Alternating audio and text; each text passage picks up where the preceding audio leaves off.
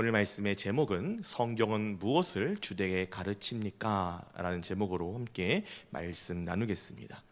오늘 우리가 함께 나눈 말씀인 디모데후서 1장 13절을 나누면 아마도 세 개로 나눌 수 있을 것 같습니다. 한번 화면 보여주시겠습니까? 첫 번째로는 그리스도 예수 안에 있는 믿음과 사랑으로서, 두 번째 내게 들은 바 바른 말을, 세 번째 본받아 지키고 라는 부분으로 이렇게 세 가지로 나눠 볼 수 있는 것입니다. 그리고 이렇게 말씀을 세 부분으로 나눈다면 우리가 얻을 수 있는 유익이 있습니다. 그것은 무엇이냐면 성경이 어떤 특징을 가지고 있는가를 더욱더 쉽게 파악할 수 있다는 것입니다. 첫째는 성경이 바른 말이라는 특징을 갖고 있다는 것입니다. 성경이 바른 말이라는 것은 무엇을 의미하는 걸까요? 단순히 그 내용이 순전하다는 것일까요? 바르다는 것일까요? 아니요. 그 결과마저도 성경은 순전하고 바르다는 것을 말하고 있는 것입니다. 왜냐하면 하나님의 말씀인 성경은 그것을 읽는 사람의 영혼마저도 소생시키시는, 바르고 순전한 결과를 불러일으키시는 하나님의 말씀이기 때문입니다. 에스겔서 47장 8절에서 9절은 이렇게 말씀합니다.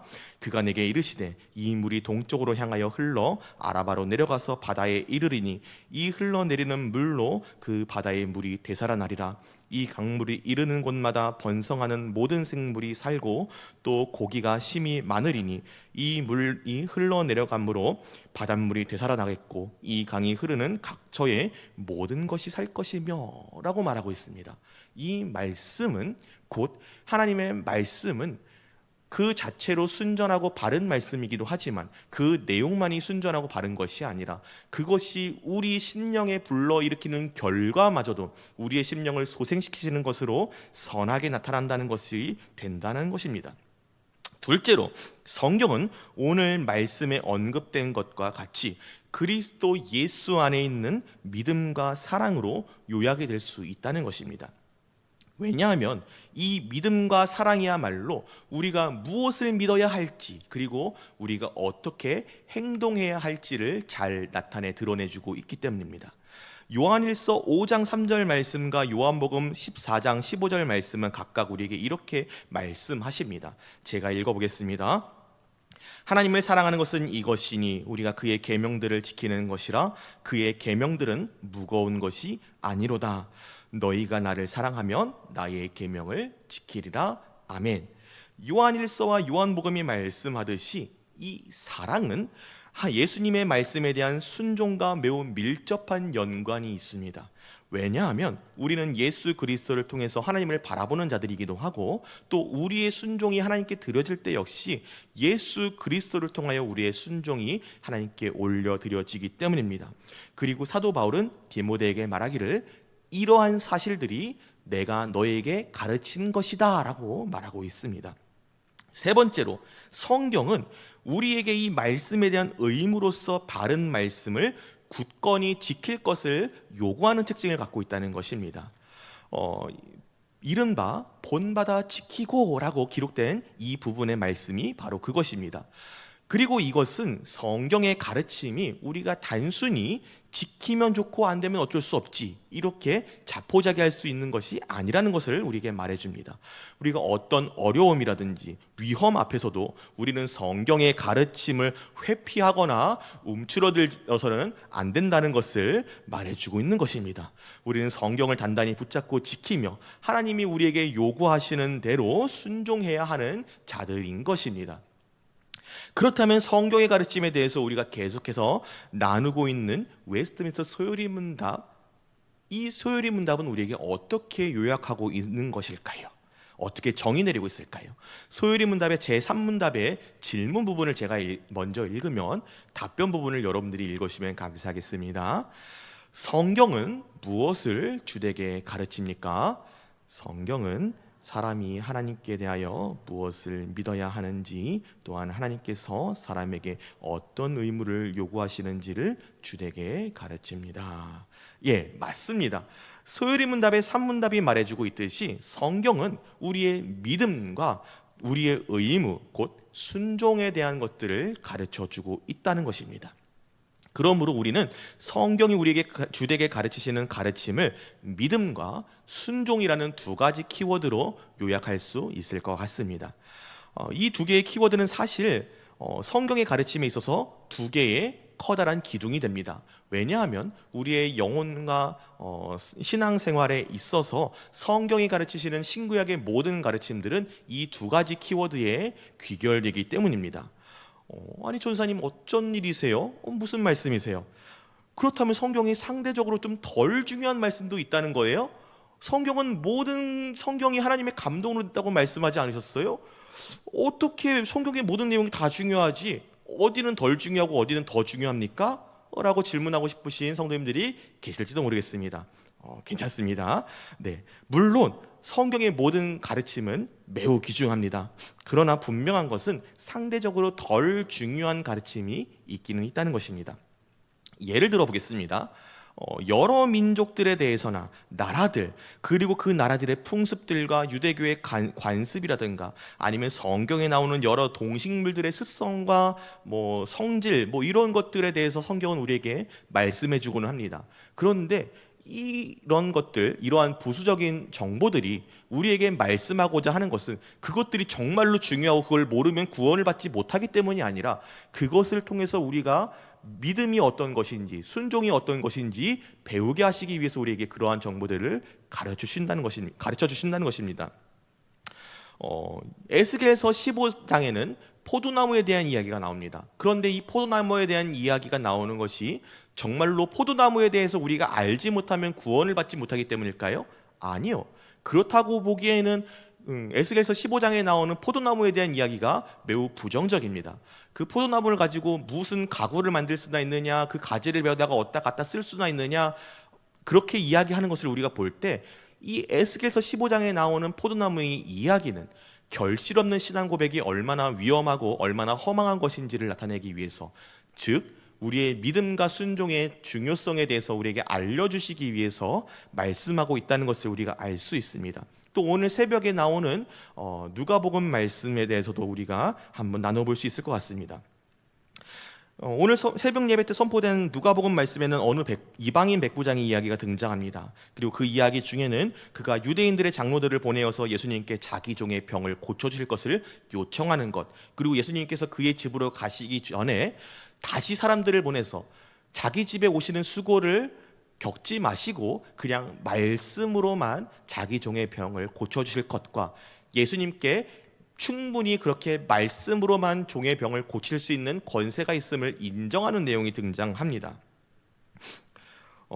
백부장이 이렇게 처음에는 장로들을 보내어서 병 고쳐주심을 요청하면서도 다시금 재차 사람을 보내서 자기 집에 들어오시지 않고 다만 말씀으로만 하실 것을 요청한 것은 이방인에 대한 유대교의 규례 때문이었습니다. 유대인 랍비가 이방인의 집에 들어가는 것은 유대교의 정결과 경건에 대한 규례 때문에 매우 민감하게 받아들여질 수밖에 없었기 때문입니다. 이처럼 성경은 이러한 사실들을 우리에게 가르치시면서 유대교가 갖고 있었던 이방인들에 대한 경건 규례와 당시 시대상에 대한 정보 등을 알려주시지만 결국에 성경이 우리에게 말씀하고자 하시는 것은 무엇입니까? 우리의 믿음의 문제입니다. 누가복음 7장 9절은 이렇게 말씀하고 있습니다. 예수께서 들으시고 그를 놀랍게 여겨 돌이키사 따르는 무리에게 이르시되 내가 너희에게 이르노니 이스라엘 중에서도 이만한 믿음은 만나보지 못하였노라 하시더라. 아멘. 이처럼 성경에는 주된 가르침과 비교적 덜 중요한 가르침이 존재합니다. 그러나 동시에 우리는 유의해야 할 것이 있습니다. 모든 성경이 하나님의 말씀이기 때문입니다. 그러므로 우리는 성경의 모든 가르침에 대해서 경건하게 믿음으로 받아들여야 할 것입니다. 그렇다면 성경이 말씀하시는 이 믿음, 성경이 말하는 우리에게 우리가 무엇을 믿어야 할 것인가, 우리가 어떻게 믿어야 할 것인가를 말씀하시는 이 믿음 무엇일까요? 무릇 경건한 믿음은 하나님이 우리에게 계시한 것인 것을 믿는 믿음입니다. 왜냐하면 하나님께서 우리에게 그것을 말씀하셨기 때문입니다. 하나님의 권위를 인정하고 그 말씀을 믿는 것, 이것이 우리의 마땅한 경건한 믿음인 것입니다. 그리고 하나님은 성경을 통해서 우리 믿음의 내용을 4가지로 채워주십니다. 한번 화면을 보여주시겠습니까? 첫 번째로 하나님께서는 하나님이 누구신가에 대한 지식으로 우리의 믿음을 채워주십니다. 두 번째, 삼위일체의 교리, 하나님의 한 신성 안에 나타나는 세 위격, 성부와 성자와 성령 하나님, 세 위격으로 나타나는 삼위일체의 교리에 대해서 우리의 믿음을 채우시기도 하시고요. 세 번째, 하나님께서 이 세상 가운데 일어나는 그 모든 일들을 작정하시는 하나님이시라는 것을 우리에게 알려주시고요. 또 이 세상에 실제로 일어나는 일들 가운데 하나님께서 섭리하신다는 것과 하나님께서 그 작정하신 일들을 실행하시는 하나님이시라는 것을 우리에게 알려주십니다. 물론 하나님께서는 지금도 이 세상의 모든 만물들을 통해서 일반 계시로 우리에게 선포하시고 하나님의 살아계심과 그 능력의 위대하심을 나타내고 계십니다. 그러나 일반 계시만으로는 불충분하다는 것입니다.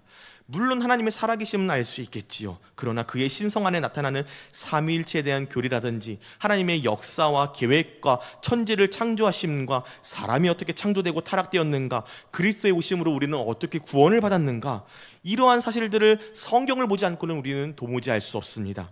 이 모든 것들은 오직 성경을 통해서만 우리가 알 수 있는 사실들입니다. 그러므로 우리는 성경을 통하지 않고는 하나님에 대한 바른 지식에 이를 수 없고 다만 하나님을 오해할 수밖에 없는 것입니다. 마태복음 22장 29절은 그래서 이렇게 말씀하셨습니다. 예수께서 대답하여 이르시되 너희가 성경도 하나님의 능력도 알지 못하는 고로 오해하였도다. 아멘. 해가 지고 빛이 없는 곳에 어두움만 남듯이 성경의 빛이 없어 하나님을 아는 지식이 없는 곳에는 결국에는 어두컴컴한 우리의 무지만이 남아있을 뿐입니다. 그러므로 바울 역시도 에베소 교인들에게 복음의 빛이 비치기 전에 그들의 상태에 대해서 에베소서 2장 12절 말씀에 이렇게 말씀하고 있는 것입니다. 그때 너희는 그리스도 밖에 있었고 이스라엘 나라 밖의 사람이라 약속의 언약들에 대하여는 외인이요 세상에서 소망이 없고 하나님도 없는 자이더니, 그러므로 성경이 없다면, 성경을 모른다면 구원에 이르는 믿음도 없는 것입니다. 로마서 10장에서 사도 바울이 말한 것과 같은 것입니다. 우리 이번에는 로마서 10장의 14절, 15절, 17절을 번갈아 가면서 읽어보시겠습니다. 그런즉 그들이 믿지 아니하는 일을 어찌 부르리요, 듣지도 못한 일을 어찌 믿으리요, 전파하는 자가 없이 어찌 들으리요, 보내심을 받지 아니하였으면 어찌 전파하리요, 기록된 바 아름답도다 좋은 소식을 전하는 자들의 발이함과 같으니라. 같이 읽겠습니다. 그러므로 믿음은 들음에서 나며 들음은 그리스도의 말씀으로 말미암았느니라. 아멘. 따라서 그것이 무엇이든지 간에 성경이 가르치는 것이 아니라면 그것은 우리의 믿음의 대상이 될 수 없습니다. 우리는 이사야 선지자가 말한 것처럼 마땅히 율법의 증거와 말씀을 따라야 하는 사람들인 것입니다. 하나님은 이러한 것들에 대해서 성경이 가르치지 않는 것, 성경이 나타나지 않은 것들에 대해서는 어떤 것도 우리의 스승이 될 수 없다, 선생이 될 수 없다고 말하고 있습니다. 마태복음 23장 10절이 이렇게 말하는 것 같이 너희의 지도자는 한 분이시니 곧 그리스도시니라 라고 말씀하신 것 같이 우리 믿음의 대상은 오직 예수 그리스도시요 그의 가르침으로 나타나는 복음의 말씀인 것입니다. 그러면 성경이 말씀하시는 순종은 어떤 것입니까? 순종은 하나님이 우리 인간에게 요구하시는 의무입니다. 하나님은 우리가 그분을 인정하시기를 바라고 마땅히 찬양과 경배로서 그분을 올려드리기를, 높여드리기를 간절히 바라고 계십니다. 우리가 마땅히 그분께 순종할 것을 바라고 계십니다. 그리고 우리가 인간으로서 의무를 배울 수 있는 거룩한 계시의 말씀이 바로 성경인 것입니다. 그렇기 때문에 다윗은 시편 19편 11절 말씀을 통해서 또 주의 종이 이것으로 경고를 받고 이것을 지킴으로 상이 크니다라고 말하고 있는 것입니다. 더 나아가서 성경은 우리가 바라보고 주목해야 할 우리 인생의 빛이 되는 것입니다. 우리의 나아갈 길을 밝히 비추시는 빛입니다. 우리는 말씀을 바라보고 성경에 주목함으로써 우리가 어떻게 나아가야 되는지에 대해서 바라볼 수 있게 됩니다. 시편 119편 105절 말씀은 주의 말씀은 내 발의 등이요 내 길의 빛이니이다라고 고백하고 있습니다. 그러므로 우리는 성경이 없이는 하나님을 향한 우리의 의무가 무엇인지, 우리가 어떻게 순종해야 되는 것인지, 우리가 어떻게 해야지 하나님 앞에 올바르게 순종할 수 있는 것인지 도무지 알 수 없는 존재됨을 인정해야 합니다. 물론 하나님께서는 우리에게 지혜를 주셨습니다. 그렇기 때문에 우리가 성경 말씀을 보지 않더라도 일정 부분은 우리가 어떻게 해야 하는 것인지 추측할 수 있을지도 모릅니다. 그러나 그것은 그야말로 추측하고 더듬어 보는 것이지 희미해서 충분하게 하나님을 기뻐하실 만큼 순종하는 방법에 대해서 지식을 알 수 없는 것입니다. 그러므로 사람은 성경이 없이는 하나님께 바르게 순종할 수 없는 자들입니다. 아무 빛도 없이 어둠 속을 걷는 사람은 결국에는 넘어질 수밖에 없고 실패할 수밖에 없는 것입니다. 너무나 당연합니다. 더군다나 그가 어둠 속에서 행한 일들이 빛 가운데 나타날 수 있습니까? 아니요, 그렇지 않습니다. 어떠한 것도 드러날 수 없고 아무런 의미도 가질 수 없는 것입니다. 순종이란 지레짐작으로는 이루어질 수 없는 것입니다. 모든 합당한 순종은 말씀의 빛, 성경의 빛을 통해서만 배울 수 있고 알 수 있고 행할 수 있는 것입니다. 그렇기 때문에 우리는 성경이 말씀하지 않는 것, 성경의 가르침에 없는 것을 우리의 의무로 삼을 필요는 없는 것입니다. 더 나아가서 하나님이 의무로 정하지 않으신 것에 대하여 나 자신은 물론이거니와 타인에게 요구할 수도 없는 것입니다. 만약 예를 들자면 예수님 시대에 바리새인들이 지켰던 그 율법이 바로 이와 같습니다. 왜 하필이면 율법을 예로 드냐면 바리새인들이 말하는 율법이 사실 하나님께서 우리에게 주신 율법과 조금은 다른 핀트가 어긋난 것이었기 때문이었습니다. 유대교의 지도자들은 포로기를 지나 400년의 침묵기를 겪는 동안에 그들이 겪은 민족의 순환에 대해서 깊이 생각해 보았습니다. 그리고는 우리가 율법을 지키지 못한 조상들의 죄에서 벗어나야 된다라는 결론을 내리게 되었습니다. 그래서 하나님의 율법을 어떻게 하면 더 잘 지킬 수 있을 것인가에 대해서 연구하기 시작했는데, 문제는 하나님께서 이 율법을 왜 우리에게 주셨는가, 그 뜻을 구하기보다는 어떻게 하면 문자적으로 이 말씀을 좀 더 완벽하게 수행할 수 있을 것인가, 다른 사람들이 보았을 때 내가 좀 더 이 율법을 완벽하게 지켜 보일 수 있는 것인가에 대해서 집착하기 시작했다는 것입니다. 그래서 하나님께서 요구하시지도 않은 율법의 세부 규칙들을 엄격하게 지정하고 자기들만 지킬 뿐만 아니라 모든 백성에게 강요하기까지 했습니다. 이것이 이른바 장로들의 유전이라고 불리는 규칙들이었습니다. 그렇기 때문에 주일날 담임 목사님께서 말씀하셨듯이 안식일에는 모두 합쳐서 500m 이상 움직이면 안 된다는 규정이 있다든지, 아니면 안식일에 주머니에 씨앗 몇 개 이상이 있는 채로 걸으면 그것이 일한 것이 된다든지, 아니면 종이에 글자 2글자 이상을 적으면 안식일을 범한 죄를 지은 것이라든지, 이러한 도무지 어디서 나온 건지 알 수 없는 괴상한 규칙들이 생겨나게 되었습니다. 그리고 이들은 이와 같은 규칙을 지킬 수 없는 형편의 사람들을 가리켜서 죄인이라고 낙인찍고 그들을 천시하고 멸시하면서 그들을 괴롭게 하는 데까지 이르게 되었습니다. 이렇게 성경이 말씀하지도 않은 것, 성경의 가르침에 맞지 않는 것은 사람에게 고통과 괴로움만을 가져다 줄 뿐입니다. 사람을 살리기 위해서 주신 율법으로 백성을 힘들게 하고 고통스럽게 만드는 죄를 저지를 수 있다는 것입니다. 그러므로 우리는 성경이 요구하시지 않는 것을 우리의 삶의 의무로 삼아서도 남에게 요구해서도 안 되는 것입니다. 성경이 우리에게 가르쳐 주시는 믿음과 순종은 항상 함께합니다. 순종이 따르지 않는 믿음은 참된 믿음이 될 수 없고, 또 믿음에서 출발하지 않은 순종은 그것은 순종이 아니기 때문입니다. 야고보서 2장 20절에서 22절 말씀은 이렇게 말씀합니다. 우리 함께 읽겠습니다. 시작. 허탄한 사람아, 행함이 없는 믿음이 헛것인 줄을 알고자 하느냐. 우리 조상 아브라함이 그 아들 이삭을 제단에 바칠 때에 행함으로 의롭다 하심을 받은 것이 아니냐. 내가 보거니와 믿음이 그의 행함과 함께 일하고 행함으로 믿음이 온전하게 되었느니라. 아멘. 이처럼 순종, 행함이 없는 믿음은 허탄한 것입니다. 또 믿음과 순종은 함께 일함으로써 서로를 온전하게 하는 것입니다. 따라서 믿음과 순종은 서로 분리될 수 없는 것입니다.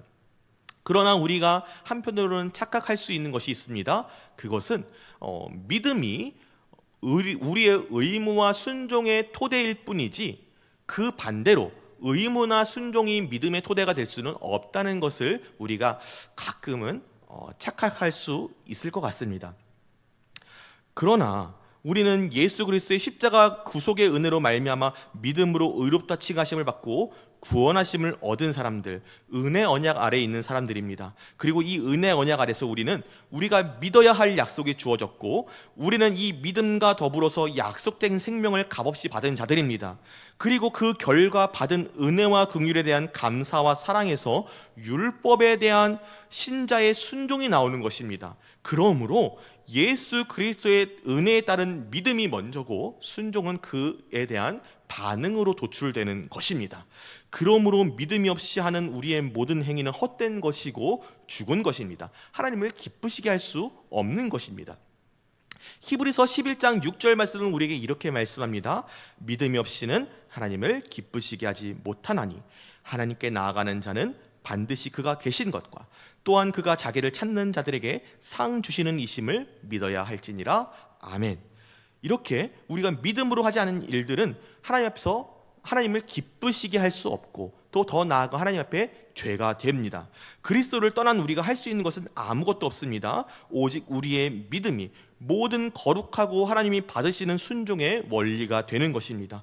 그렇기 때문에 만약에 누군가가 우리에게 거듭남에 대해서 빼내고 예수 그리스도와 연합함에 대해서 빼내고 단순히 도덕적인 의미에 대해서 가르치면서 우리가 도덕적으로 행동해야 한다는 것을 요구한다면 그것은 매우 어리석은 가르침입니다. 모래 위에 지은 집이요 이내 무너질 허망한 것에 불과합니다. 이는 복음을 왜곡하는 것입니다. 다른 복음으로 교회를 어지럽히는 것입니다.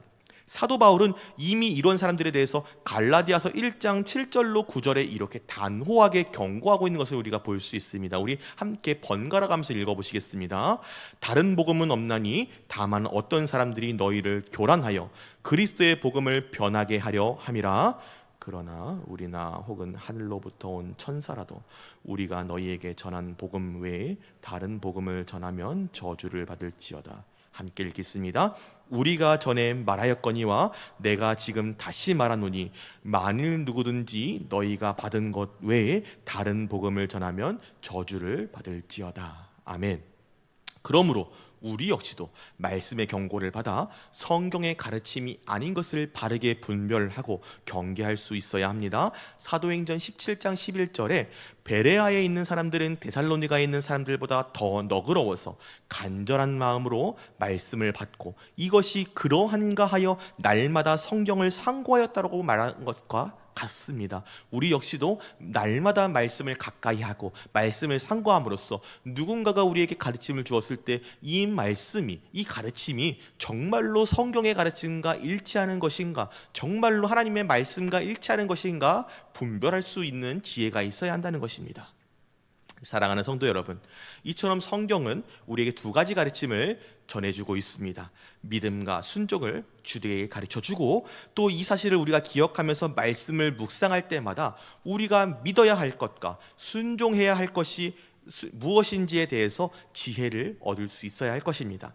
성경을 통해서 하나님은 우리가 알아야 할 것들에 대해서 정말 명백하고 분명하고 직접적으로 말씀하시기도 하지만 우리가 반드시 알 수밖에 없도록 유도하시는 방법으로 우리를 교훈하시기도 합니다. 예를 들어서 사람이 거듭나지 아니하면 하나님의 나라를 볼 수 없느니라 라고 명백하게 우리를 알려주시기도 하시지만 한편으로는 말씀을 통해서 한 분이신 하나님께서 새 위격으로 계십니다, 삼위일체 하나님으로 계십니다 라는 이러한 것들을 알게 하시는 것처럼 우리가 말씀을 통해서 반드시 이러한 진리들에 도달할 수밖에 없도록 유도하시는 방향으로 우리를 교훈하시기도 한다는 것입니다. 그리고 이렇게 말씀을 통해 우리를 교훈하시는 분이 바로 성령 하나님이시라는 것을 우리가 기억하시길 바랍니다. 모든 성경의 저자는 성령 하나님이시기 때문입니다. 그렇기 때문에 우리는 말씀을 묵상하기 앞서서 먼저 성령 하나님께서 우리의 심령 가운데 지혜로서 비춰주시기를 기도해야 할 것입니다. 우리 안에 계시는 성령님께서 지혜로 비추셔서 이 말씀을 더욱더 잘 이해할 수 있도록 그 안에서 우리가 믿어야 할 바와 순종해야 할 바를 잘 발견할 수 있기를 구해야 할 것입니다. 더 나아가 성령께서는 우리가 말씀을 통해서 말씀을 이해할 것을 요구하십니다. 베드로 사도는 말씀에 대해서 이렇게 이야기합니다. 베드로후서 1장 20절 21절입니다. 먼저 알 것은 성경의 모든 예언은 사서로이 풀 것이 아니니 예언은 언제든지 사람의 뜻으로 낸 것이 아니요 오직 성령의 감동하심을 받은 사람들이 하나님께 받아 말한 것임이니라. 아멘. 이렇게 말하고 있습니다. 성경의 시작부터 성령의 감동하심을 받은 사람들이 하나님께로부터 받아 말한 것이기 때문에 성경을 해석하는 것에도 사사로이 풀 것이 아니라고 말하고 있는 것입니다. 다만 성령의 감동을 받아 오류가 없이 기록된 성경의 말씀을 통해서 성경을 풀어 해석해야 하는 것입니다. 성경에는 이렇게 하나님께서 의도하시는 것을 말씀을 통해 살피는 모습들이 많이 등장합니다. 예를 들어 사도행전 15장에는 이러한 모습들이 등장합니다. 이방인 성도들에게 할례를 줘야 될 것이냐 말아야 될 것이냐가 예루살렘 교회에 엄청난 논쟁거리가 된 적이 있었습니다. 그런데 사도들이 어떻게 대처했습니까? 말씀을 비추어서 말씀의 지혜에 미루어서 이것이 이방인들에게 할례를 주는 것이 옳지 않다는 결론을 내고 말씀대로 논쟁을 해결하는 모습을 우리가 볼 수 있습니다. 사랑하는 성도 여러분, 우리는 우리에게 주어진 이 기록된 계시의 말씀 성경을 항상 묵상하고 기도하고 성령 하나님께서 지혜 주시기를 구하면서 성경을 통해 성경의 말씀을 해석해야 합니다. 성령께서는 우리가 묵상하고 가까이 하는 이 성경 말씀을 통해서 우리의 믿어야 할 바와 순종해야 할 바를 알게 하시고 마땅히 깨닫도록 지혜를 더해 주실 것입니다. 이를 위해서 저희 유초동부에서는 아이들과 함께 맥체인 성경 읽기를 꾸준히 시도하고 있습니다. 매일 구약 2장, 신약 2장씩을 읽으면서 말씀을 묵상해 나가고 있습니다. 무엇보다 매일 말씀을 가까이 하는 것이 우리 아이들에게 중요하다는 것을 알고 있기 때문입니다. 그러므로 유초동부 자녀를 두신 학부모님께서는 자녀의 성경 읽기에 동참해 주시고 매일 같이 격려해 주기를 부탁드립니다. 그러므로 어려서부터 성경을 알고 배운 바에 머물고 바울의 가장 귀한 동역자가 되었던 디모데와 같이 우리 자녀들 역시도 어려서부터 말씀을 알고 묵상하고 그 배운 바에 머물며 하나님과 동행하는 삶을 살아갈 수 있도록 도와주시기를 소망합니다. 우리 자녀들이 참으로 귀한 복음의 사역을 감당해내는 귀한 믿음의 일꾼들이 될 줄 믿습니다. 또 이번 주부터 303 말씀 비전 암송학교 역시 신청을 받기 시작했습니다. 그러면 왜 말씀을 암송하라고 이렇게 요구하는 것일까요? 프로그램까지 만들어서. 그것은 암송은 우리 경건에 있어서 매우 대단히 중요하기 때문입니다. 우리가 단순히 말씀을 읽고 묵상하는 것으로 끝나는 것이 아니라 그 말씀을 암송하고 기억하고 있는다는 것은 우리 일상에 닥친 상황 가운데 그 말씀을 가지고 분별하고 이겨낼 힘을 얻는다는 것을 의미하기 때문입니다. 암송학교에 많이 신청해 주길 부탁드립니다. 물론 암송학교에 신청하지 않으시고 개인적으로 말씀을 암송하시겠다, 정말로 권장할 만하고 정말로 훌륭한 일입니다. 그러나 우리가 암송학교라는 프로그램까지 동원해서 말씀 암송을 하는 것은 혼자서는 꾸준히 말씀 암송하는 습관을 기르기가 참 어렵기 때문입니다. 중요한 것은 우리가 이 말씀을 항상 기억하고 마음에 새기고 우리가 믿어야 할 바와 마땅히 순종해야 할 바를 항상 바르게 알고 기억하며 분별할 능력을 받는 것이 매우 중요하다는 것입니다. 더 나아가 모든 성경의 저자이신 성령 하나님과 매일매일 교제하는 삶을 누리며 사는 것, 이것이 우리가 일상생활에서 받은 우리의 복인 줄 믿습니다. 그러므로 사랑하는 성도님들, 감히 바라기는 우리 모든 서울상강의 지체들이 하나님의 말씀인 성경을 꾸준히 묵상하고 암송하고 우리 마음에 새기면서 내가 믿어야 할 것이 무엇인가, 내가 마땅히 하나님 앞에 올려드려야 할 순종의 제사가 무엇인가, 분명히 알고 믿으시길 소망합니다. 그리고 내가 하나님께 올려드려야 될 순종이 무엇인지 바르게 알고 행동함을 통해서 나의 삶이 하나님께 올려드리는 향기로운 순종의 제사가 되기를 간절히 소망합니다. 그래서 날마다 성령 하나님과 깊은 교제의 시간을 누리시는 우리 서울 상강의 모든 지체들 되시기를 우리 주님의 이름으로 축복합니다.